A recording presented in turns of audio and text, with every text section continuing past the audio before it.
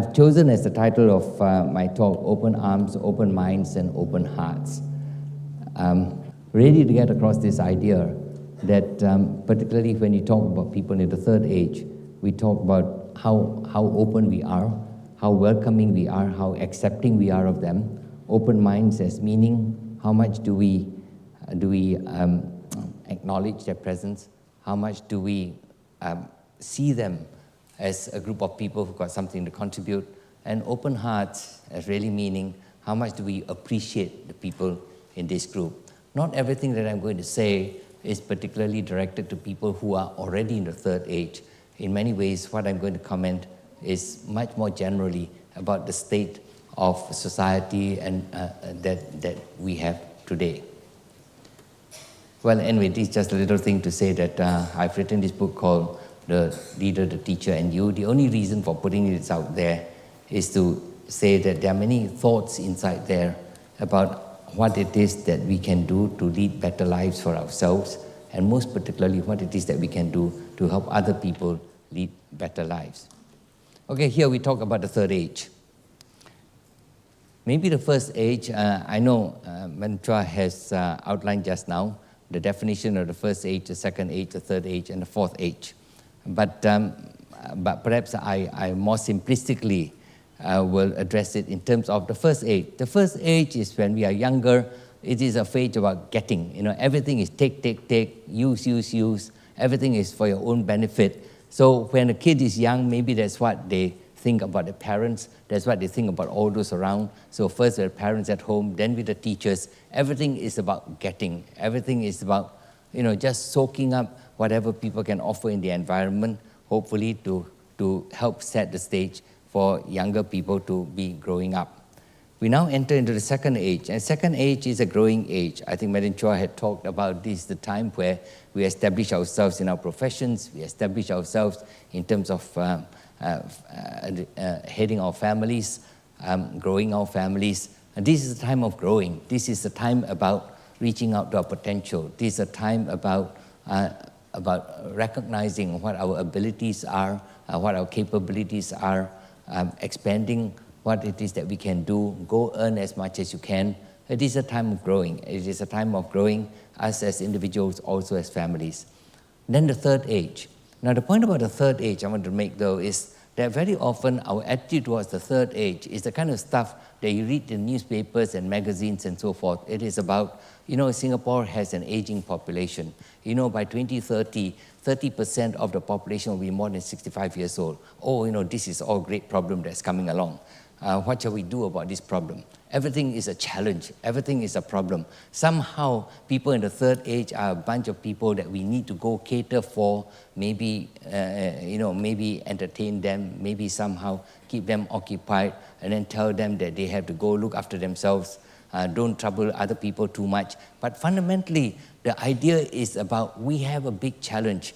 All these people who want to continue living until 80 years old or 85 years old instead of going back 50 years and going off at 60 years old. You know, this is a big issue, this is a big challenge. The point I want to make is to offer a proposition, and that proposition is to say, at the third age, maybe the thing we have to address is how can this group of people be giving? How can they feel useful about themselves? How can they feel that this is not a group of people who is a burden and we have to think about ways to keep them occupied and ways to keep them happy, but rather to say, maybe the thing we have to address above all else is this is a group of people who at that stage need above all to feel useful, to feel that there's something that they can do, to feel that there's something, most of all, that they can give. I'd like to look at the third age, therefore. While we talk about the first age, is a lot about getting from your environment, from the surroundings, from the family, and from the school. And the second age is about growing to be more capable yourself and with the family into a third age where I think a lot more should be challenging ourselves to talk about giving. What can we be giving? What can the people in the third age be giving? And the fact that you are giving as a demonstration of we're still useful, there's something about our knowledge, there's something about experience, there's something about our capability which can benefit the people around us. For those who have grandchildren, that's a more direct benefit you can give. But I've even heard grandparents who tell their kids to sort of say, please, you must bear in mind, I'm now retired. I want to go touring various places in the world. I want to have time for myself, play mahjong or whatever else. You don't bother me with your children. That's a sad state, because actually, I think the greatest sense of motivation, a sense of identity, a greatest sense that people have of their own usefulness, of their own worth, is about doing something which other people appreciate.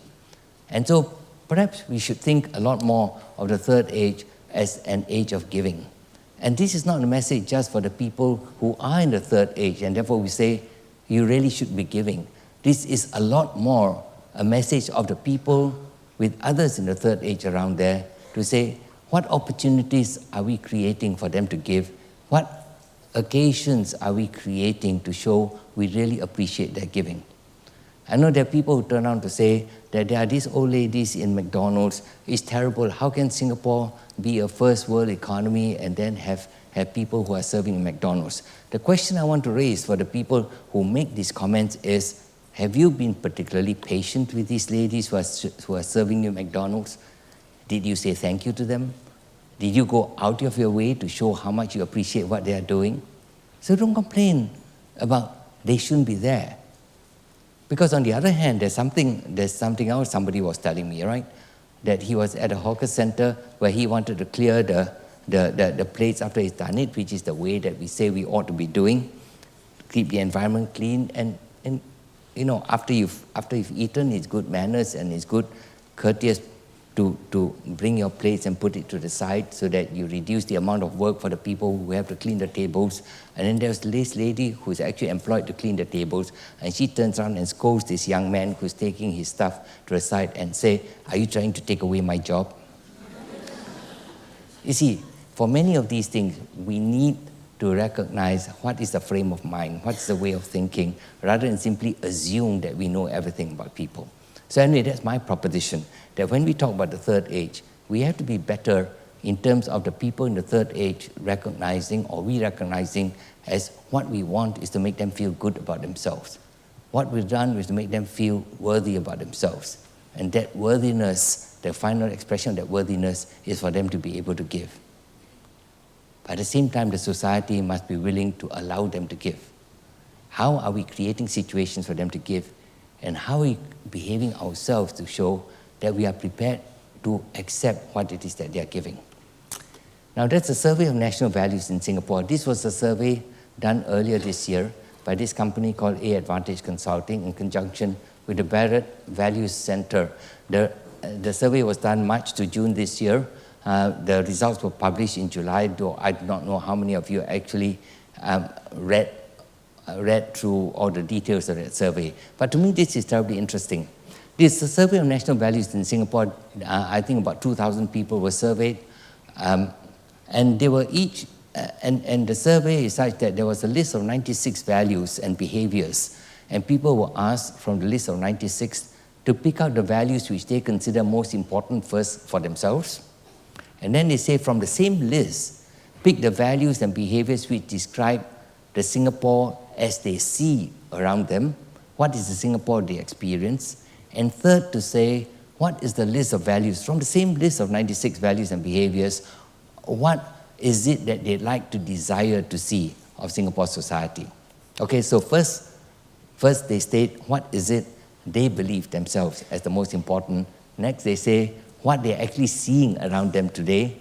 And third, they say what is it they desire to see. And look at the list. The first list, which is very good.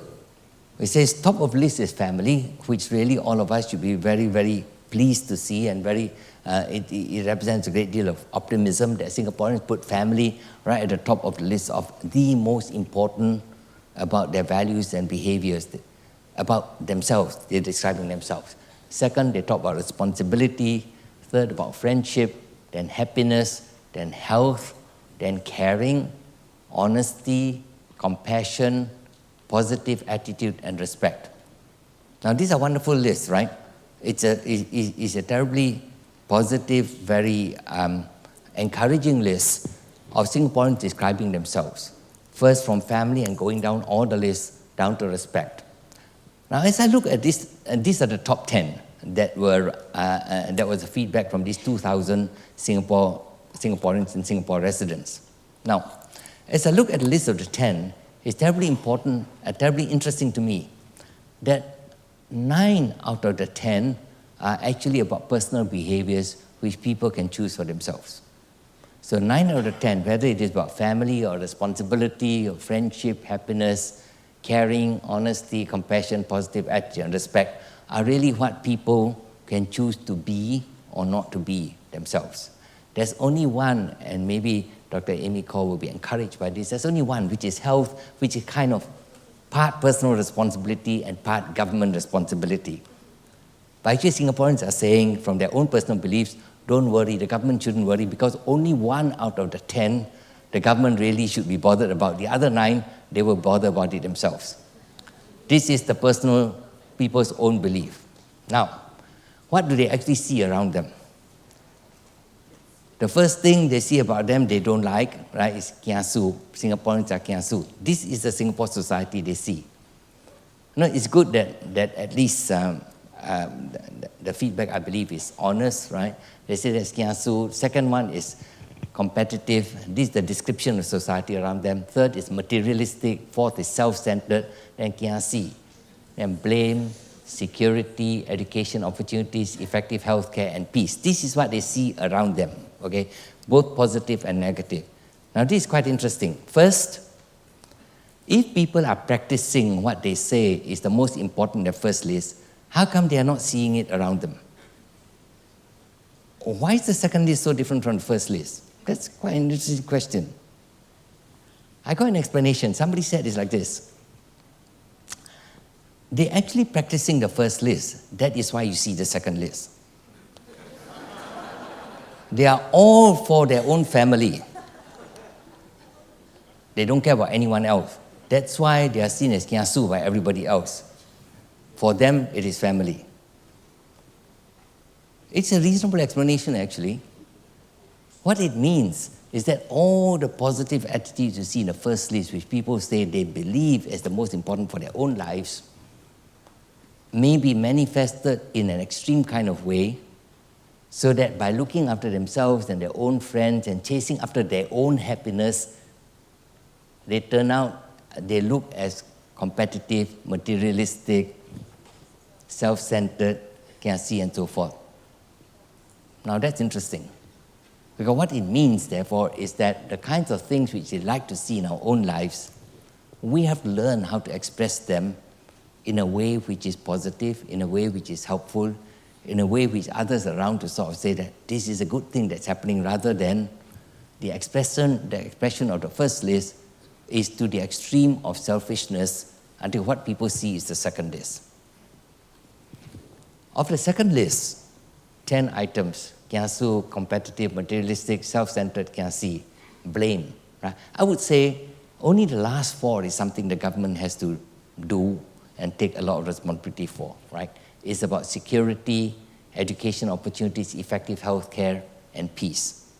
The first 6, actually a lot has to do with how the individuals behave. Now what's it? Then next, quite remarkable, is the third list, which is what is desired by Singapore. So look at what is desired, okay? First is affordable housing. Then you say caring for the elderly, effective health care, compassion, quality of life, caring for the disadvantaged, peace, employment opportunities, caring for the environment, concern for future generations. Now that's very interesting, because most of it is for the government to do.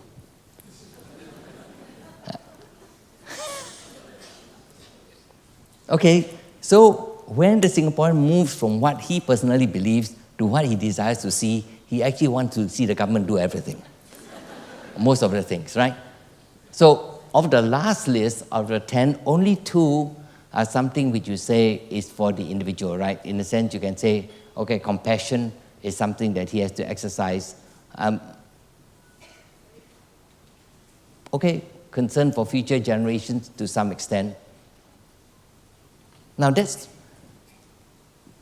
the most important thing for me in looking at this list is not only this feedback to the government, how much more the government has to do in the last list, but the question is, as we think about the next 50 years, how are we going to transform our society so that there's a lot more of the thought about these are the wonderful things we believe for ourselves in the first column, and this is what we'd like to express, and this is what we'd like to show to others, and this is how we can be more socially involved and socially engaged. How do we move so that this becomes less and less for somebody else to do, and more is for us to be doing? I was speaking to a group of, actually two groups of labor movement leaders, and it's quite interesting. I said that, I asked, what would you like to see in Singapore 50 years from now? Top of their list was a gracious society. Very important, very interesting. That's what a lot of us would like to see, a gracious society. The question, who is going to produce it? Who's going to produce it, right? And these are the days where campaigns are not so welcome. So who is going to produce it to sort of say that these are the things we do and these are things we should be doing in order to have a gracious society? And the reason I'm referring to all this is to say, therefore, when we're talking about C3A, so much of it is about relationships, so much of it is about the way we treat each other, so much of it is about the way the seniors feel being treated by society. Question is, who is going to take the initiative to say, this is what we believe about how we should be living, and this is how I can express them to fellow citizens, and this is how specifically I can express them to the seniors in society. We're in the internet world. We have been 10 years, 15 years, maybe 20 years. What is the internet world like? The internet world, first of all, is a world of instant gratification. All of you have got sons, daughters, grandchildren. You understand that. It's a world of playing games. It's a world of scoring points. It's a world of beating a competition. It's the world of getting all these prizes in the virtual world. It's a world of instant gratification. People are saying, we don't build for the longer term. I'm not going to wait 1 hour. I get my prize straight away on the internet the minute that I score 1,000 points. Second thing about the internet world is fast. Everything moves fast, right? So we all say email, very good. That's why we all have to work very fast, very hard, and work 24/7 because the electronics are flowing 24/7. But it is a world of just speed. And so we try to get the people in the third age to sort of say, learn about the apps and learn about all kinds of things so that you also can go fast. The third thing about the internet world, you have the family sitting down in the living room, the TV is on, and then, actually nobody is watching the TV. Your son is on his iPad watching his own movie. Your daughter is on her iPhone watching her own movie. The father is on his iPad doing his own emails. And the mother is on the iPad looking at some cooking thing. The TV is on, the family is there in the living room, but actually each one is in his own world. That's the internet world. And fourth, the internet world is where you can create your own website, you can do your own blog site, you can create your own world, but you choose your friends, you choose who you want to contact, you are the center of the world. The point I want to make about the internet world is we are living in a world where you can talk about instant gratification and speed and living in your own world, but it is a world about yourself. It is a world which just breeds huge amounts of selfishness and self-centeredness because that's where they're all growing up. And you can be sure, for those of you who have children, they've already been growing up like that for the last 10 or 12 years. And for your grandchildren, they're growing up like that from the time they are 1 month old. What does that mean? In terms of the challenge of saying we need to be a society where people should more proactively to take the initiative to go out and create the kind of world which you believe is good for your own life and for society.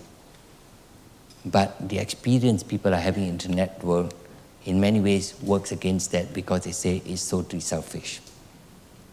Now, we must not be a yo-yo society. Yo-yo means you're on your own. Okay, some of you didn't catch it, right? You're on your own, okay? So Y-O-Y-O is yo-yo. That's the challenge. If we don't watch out and work on it, we end up as a yo-yo society. You're on your own. You say, each one, you do it yourself. Nobody else cares about you. You have to look after yourself. It's a highly dangerous place to be. It's not a place which people want ourselves to be. It's not a place which the initial list I showed you to be. The question is, what are we doing in order for people to recognize, to say, this is not a matter like the internet, my own blog site, I just shout to the rest of the world and give my views to the rest of the world. And that's all I want, to shout, to give my views and hope enough people will listen to my cry. And then I complain they don't do anything about it. But this is a world, this is a society we have to build, where we say it cannot be a society where you tell people you're on your own. But it's a society which Dr. Amy Cole was talking about. There's, we talk about the kampong spirit. We talk about being together as a community. How do we get there? Who is going to make the first move? Trouble is, a lot of the time we simply say it's somebody else. This is a quotation from Apple. It's a quotation from their 1997 commercial of Apple, okay? The people who are crazy enough to think they can change the world are the ones who do. Because some people who know Steve Jobs, who ran Apple, and he was the one who came up with all these design for iPhone, and before that the iPad, the iPod, then the iPhone, then the iPad. He believes in this. The people who are crazy enough to think they can change the world are the ones who do. And he, Steve Jobs, really believed in changing the whole world. And in a sense, he has, with the iPod and particularly the iPhone and the iPad. I don't think any of us down here has enough of that gumption, enough of that sense of self-capacity to think that we can change the whole world. But I do think it is for every one of us to be crazy enough to think we can change the world that we interact with in our daily life. I think it's totally possible.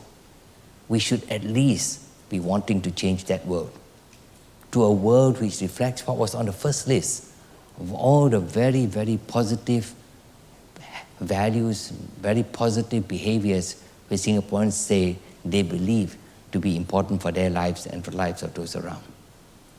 But we have to take this up. In many ways, I commend C3A to say, yeah, of course, you are crazy enough to want to change the world, and today you come with that new instrument about wellness. That's all part of the craziness. But it is necessary. It is necessary to have enough people, and it's necessary for each one of us to have this feeling that we can change the world around us, but we have to start it rather than simply say somebody else is going to do it, and in particular, that the government is going to do it. Leadership is making good things happen which on their own would not happen. All of us can be leaders in this. So long as we go out and we say when we come in to any place, that place is going to be better than when we first came in. We are a leader in our own right. Each of us need to have a lot more of this spirit of saying, I'm going to make things happen. We are being given the capability to do it, whether it is in terms of formal causes, in terms of the many voluntary organizations that are open, in terms of many causes we can even start for ourselves if we don't like what somebody else has done or somebody else is already doing. But that's it.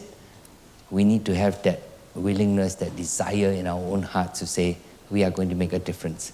And that's leadership.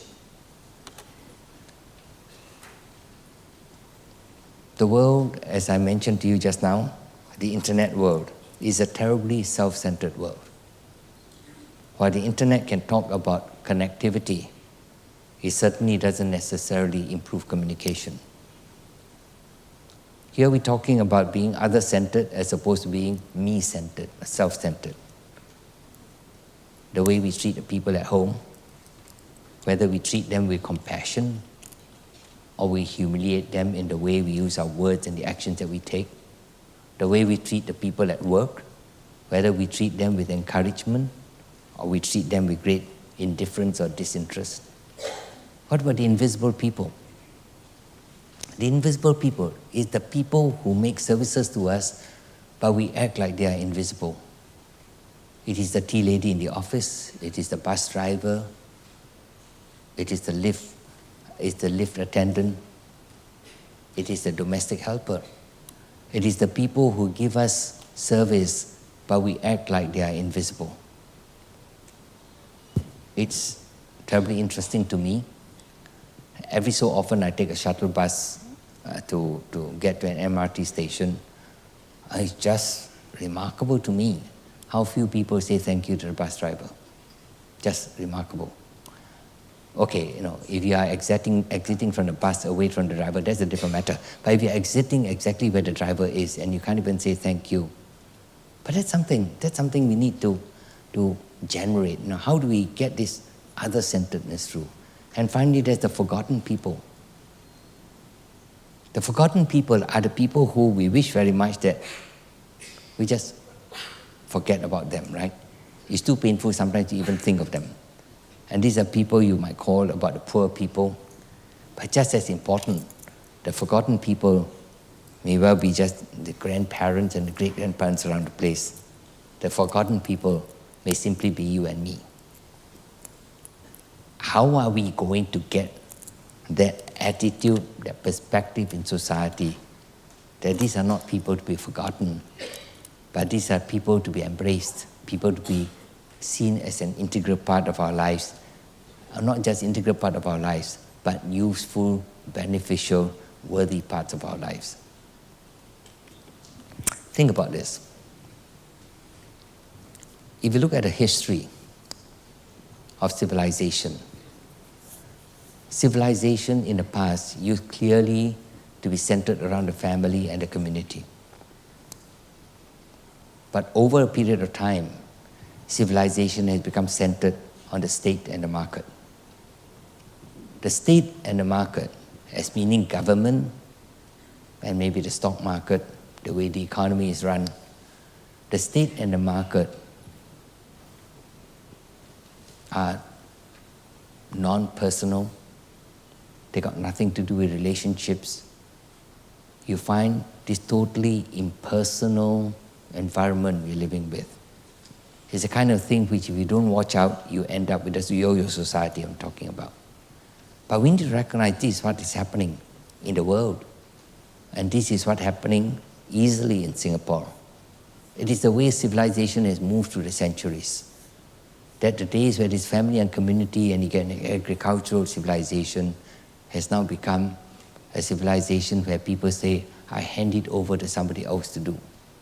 And that's the state or the government and the market. And I point this out to you only to say, this is the path we are on. The question is, what can we do? Not about slowing down the process, but recreating a different process so that even within the state and the market, you recreate again the relationships which are based on the family and the community. It's great that today's conference is about happiness. I was speaking to the CEO of one of the major companies in the world. It's a global company. And he says, how does he plan strategy for the future? I say, he looks 10 years down. And he says, his business opportunity 10 years down is about health and happiness. That is the product, that's the service, that is what he believes is going to be the most important thing to give business opportunity in the future. So we're on the right path here. Fundamentally, you talk about health and happiness. You're going to have more apps on the iPhone on health and happiness. But it's an interesting point to say, while health may be plain enough, easy enough for us to imagine, the question is, what is happiness? Of course, different people have different ideas about what happiness is, but we have to ask ourselves the question, and for the people in the third age, what represents happiness for us? And I think to get an answer to that question, we need to go through these 4 phases in which we can start off younger people, people in the family, thinking about people in the third age, and say, first we include you. We include you at the dining table, so you don't just sit in a corner and sit by yourself and watch TV by yourself. Say, we include you. But we have to go from there to say, we care for you. We'd like to see you healthy. We'd like to see you happy. We care for you. But we have to move from simply saying we care for you. Mentally and emotionally, we have to move away from this idea of we care for you is good enough. We've given you this seat, or we've given you this, your own individual room, there to spend your days. But we have to move from there to say we appreciate you. There's something about you which says we like about you. There's something about you which says we really consider it beneficial to have you here. But can we move even from we appreciate you to say we need you? Now, if the frame of mind, if the way we think, if our imagination is driven by this idea of we need you, I believe we're going to come out with stuff which we've never even thought about. Because a lot of the time we're talking in terms of, you got a problem, or you're going to be a problem. So let us try to fix this thing so that you are not as big a problem as if I don't come and give you some provisions, whether it is the government doing that, or the community doing that, or the family doing that. But if you can move from we include you to we care for you to we appreciate you, now to an even higher level of saying we need you, how do we express that? And how do we create an environment which says, for the seniors in society, which says, yeah, there's something down here which makes me feel good because there's something I can really do with the people here. Not really advertising. I'm chairman of this group we have called Honor Singapore, and there was a short description introducing me, where what we want to do is to say we need to be a people in Singapore who honor our word, who deliver on our promises. In many ways, if you think about Singapore, how has Singapore succeeded the last 50 years? Singapore has succeeded the last 50 years because it is a brand. We all know there's nothing in Singapore, and yet you see us getting to the level of the first world economy. How is that? And that's because we deliver on a brand. And that brand about Singapore is about dependability, about quality, about people who strive for excellence, about people who are reliable, who are trustworthy, people who deliver on our promises, people who honor our word. This is terribly important for Singapore to understand, at least in my mind, to understand how did we come to succeed the last 50 years. It's because we created value out of nothing. It's because imagination and enterprise has landed up to where we are today. And fundamentally, whether it's multinational corporations, people who put their wealth in Singapore, everything is about being able to trust Singapore. That's honoring our word. But if we look at Singapore the next 50 years, what are we seeing? We are seeing a society which is much more diverse. Not only diverse in terms of ethnicity or race, not only diverse in terms of religion, but particularly diverse in terms of our views. And how are we going to make good in that kind of society where different people have different views? And the reason they have different views is because we have been so successful in bringing people up with all the higher levels of education, in all the higher levels of skills and knowledge. And we need to become a society where we look at each other and say, there's something good about you. What is it that we can do so that you can make your maximum contribution to the country and the nation from what you are capable of? And that idea about honoring each other, about wishing to understand each other more, and about creating the space and the ability for people to contribute the best that they can, that idea of honoring each other has to extend to all the seniors, to all of us who are in our third age. So also, Honor Singapore seeks to talk in terms of honoring the invisible people and honoring the forgotten people. These are people it's so easy for us not to want to think about.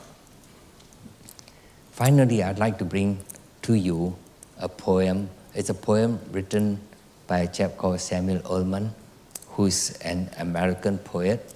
A poem written a long time ago. It was the favorite poem of General MacArthur, who was in charge of the restoration of Japan after World War II. It was also the favorite poem, I think, of Matsushita, who started a whole corporation in Japan, for which we know it today as Panasonic. Just see the words, it's terribly inspiring to me. Youth is not a time of life. It is a state of mind. It is not a matter of rosy cheeks, red lips, and supple knees. It is a matter of the will, a quality of the imagination, a vigor of the emotions. It is the freshness of the deep springs of life. Youth means a temperamental predominance of courage over timidity, of the appetite for adventure over the love of ease.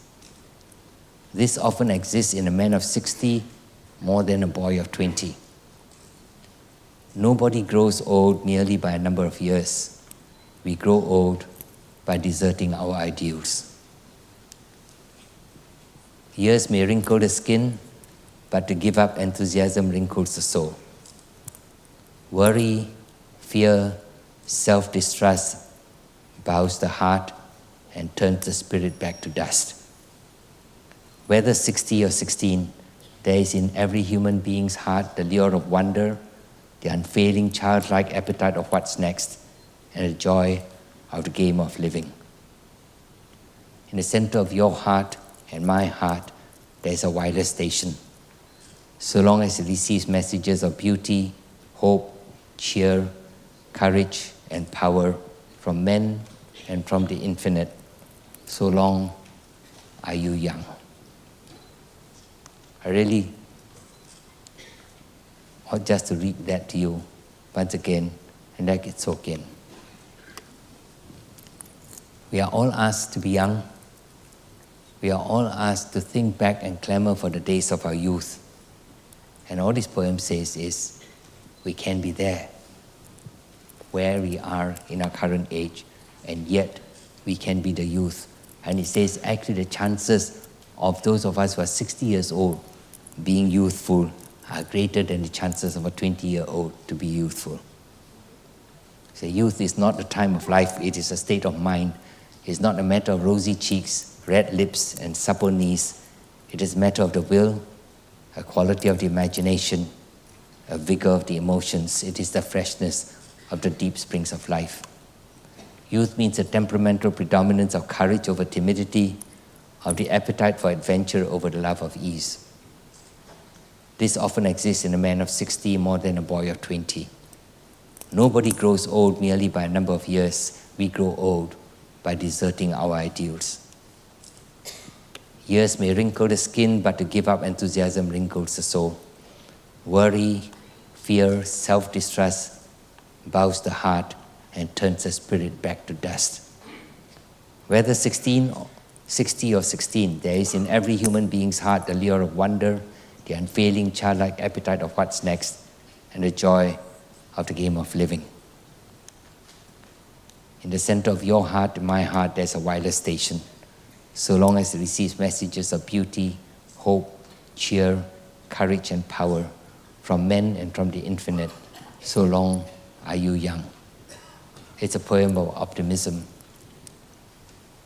It is a poem just seeking back again on the days of our youth. But just look at this last part. It says, so long as we keep receiving messages of beauty, hope, cheer, courage, and power from men and from the infinite, so long are you young. Who is going to deliver those messages of beauty, hope, cheer, courage, and power? For for each one of us, our hearts, our minds must be open to receive such messages.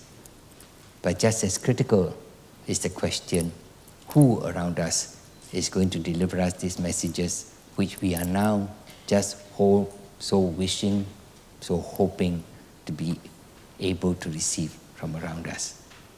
When the aerials are down and your spirit is covered with snows of cynicism and the ice of pessimism, then you are grown old even at 20.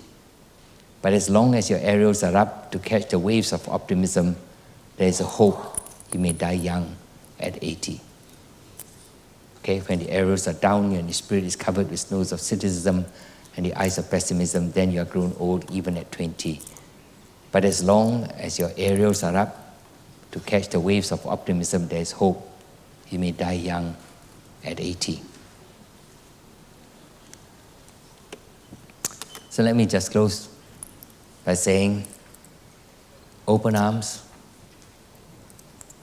for society, for us to accept ourselves, to have open minds, to acknowledge the importance of everyone, and in particular for society, to acknowledge not just the presence, but also the importance of people in the third age, and most particularly open hearts, for us to be willing to appreciate the people around us, and for society to be able to appreciate the seniors in our community.